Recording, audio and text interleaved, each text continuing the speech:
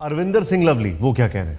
Emotional issue है। Emotional issue मैं इसलिए कह रहा हूं कि पिछले 15 सालों के अंदर बहुत मेहनत के साथ, बहुत रिफॉर्म्स के साथ दिल्ली की पावर सप्लाई को, दिल्ली के पावर कट्स को दिल्ली की कांग्रेस सरकार ने कंट्रोल किया था। और ये इश्यू हम अभी नहीं उठा रहे। जनवरी के मंथ में आप सब लोगों को ध्यान होगा कि तब के जो मुख्यमंत्री थे अरविंद केजरीवाल, उनको मैंने एक खत लिखा था और उस खत में मैंने लिखा था कि अभी पावर कट शुरू हो गए हैं, आप समर एक्शन प्लान तैयार करो ताकि आने वाली गर्मियों में दिल्ली के लोगों को कोई दिक्कत परेशानी ना हो। उन्होंने उस पर गौर नहीं किया। समर एक्शन प्लान क्या होता है? समर एक्शन प्लान ये होता है, और जो हारून साहब अभी विस्तार में बताएंगे, वो हमारे पावर मिनिस्टर रहे हैं, कि जो हमारा एग्जिस्टिंग सिस्टम है उसको स्ट्रेंथन करना, अगर कहीं जगह से बिजली ज़्यादा खरीदने की ज़रूरत हो उसकी व्यवस्था करना, और ये तमाम चीज़ें, चाहे वो ट्रांसको को लेके हो, चाहे वो डिस्कॉम्स को लेके हो, ये तमाम चीज़ों की तैयारी करना, यही समर एक्शन प्लान है। लेकिन केजरीवाल साहब को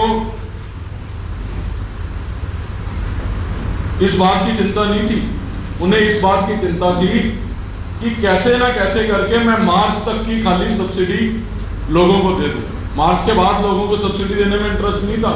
होता तो हमारे कहने के बावजूद वो मार्च से एक्सटेंड करके सब्सिडी नहीं लेके आए। तो जो पैसा समर एक्शन प्लान में लगना चाहिए था वो उन्होंने अपने राजनीतिक लाभ के लिए खर्च कर दिया, जिसका खमियाजा दिल्ली के लोग भुगत रहे हैं। और आज मुझे देश के पावर मिनिस्टर पीयूष गोयल के बयान को देख के बड़ा आश्चर्य हो रहा है, और मेरी सिंपैथी भी उनके साथ है, क्योंकि अभी नए नए मंत्री बने हैं, तो अभी तक भारतीय जनता पार्टी के स्पोक्समैन थे, तो वो समझ रहे हैं अभी भी स्पोक्समैन की भूमिका में है। तो बजाय समस्याओं के हल ढूंढने के वो ब्लेम पास कर रहे हैं कि कांग्रेस की सरकार थी, कांग्रेस की सरकार ने कुछ नहीं किया, इसलिए हालत बड़ी खराब है। तो मैं उनसे पूछना चाहता हूं जनाब से कि अगर कांग्रेस की सरकार ने पिछले 15 साल तक कोई काम नहीं किया, तो ऐसा क्यों है कि 15 साल तक तो लाइट जा नहीं रही थी और अचानक जो है अब 6-7 महीने से जाने लग गई है। 1998 में कांग्रेस की सरकार जब दिल्ली में बनी थी तो उसका प्रमुख कारण बिजली था। हमारे हारून यूसुफ साहब, जय किशन जी, राजकुमार चौहान जी और हमारे मुकेश शर्मा जी, ये 93 से 98 की असेंबली में थे, इसीलिए हमने आज इनको इस प्रेस कॉन्फ्रेंस में आमंत्रित किया है। ये विधानसभा से घर जाने में इनको डर लगता था कि घर के बाहर जो है रोज लोग अलग अलग कॉलोनियों में खड़े होंगे, और दिल्ली की डिमांड थी 2000 मेगावाट, जिस भारतीय जनता पार्टी को दिल्ली के लोगों ने इस वजह से चुनाव हरा दिया कि वो बिजली और पानी जैसी व्यवस्था नहीं कर पा रहे थे। उसके बाद कांग्रेस की गवर्नमेंट बनी बिजली की वजह से थी। और मैं आपसे प्रश्न करना चाहता हूं कि आप सब भी दिल्ली में थे, और मैं मिस्टर पीयूष गोयल से ये कहना चाहता हूं कि कांग्रेस पे इल्जाम लगाने की बजाय वो पावर मिनिस्टर भी हैं, उनका दायित्व भी बनता है और उनका फर्ज भी बनता है।